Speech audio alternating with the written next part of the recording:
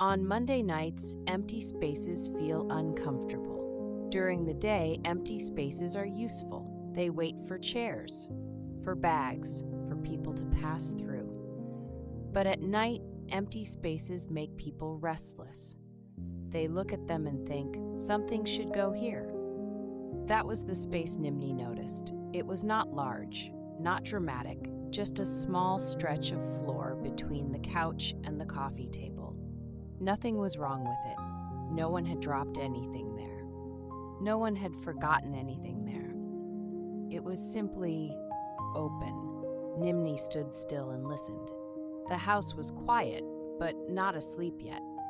In the kitchen, a drawer was almost closed.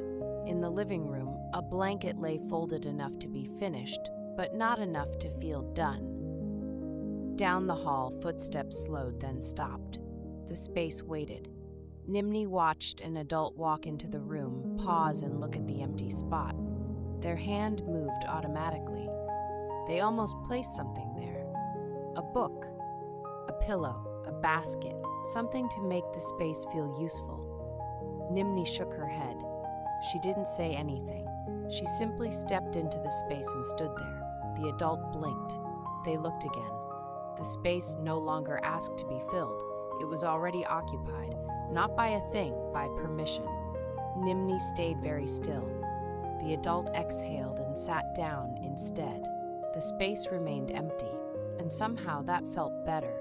In another room, a child sat on the floor, arranging toys into a careful line. There was a gap between two of them. The child frowned. They reached for another toy to close the gap. Nimny appeared beside them. Not suddenly, not slowly, just there. She pointed gently, not at the toys, at the space between them. The child hesitated, then pulled their hand back. The gap stayed. The line didn't fall apart. The child smiled, surprised. Nimny nodded. Sometimes spaces hold things too. In the hallway, shoes were lined up neatly, too neatly. Nimny noticed how close they were. She nudged one shoe half an inch away. Just enough. The line loosened. Nothing tipped over. Nothing broke. The hallway felt easier to walk through. One tiny, tidy thing, not adding, removing pressure. The space between the shoes sighed. In the living room, the adult stood again. They looked at the space on the floor, then at the rest of the room. They didn't reach for anything this time. They stepped over it instead. That was new. Nimny smiled. Empty spaces do not need to be defended loudly. They only need someone to stand still long enough for others to notice them. As the house prepared for sleep, the space stayed exactly where it was. No one filled it. No one explained it. No one apologized for it.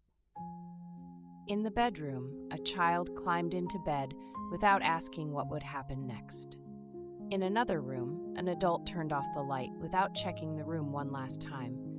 The space had already done its work. Nimny walked back through the house. She did not touch the space again. She didn't need to. Monday didn't need to be productive. It didn't need to be improved. It only needed room to exist. Nimny paused in the doorway and looked back once more. The space was still there, quiet, unclaimed, enough. Nimny nodded. Some things help best by staying empty, and Monday rested, knowing it didn't have to fill itself yet.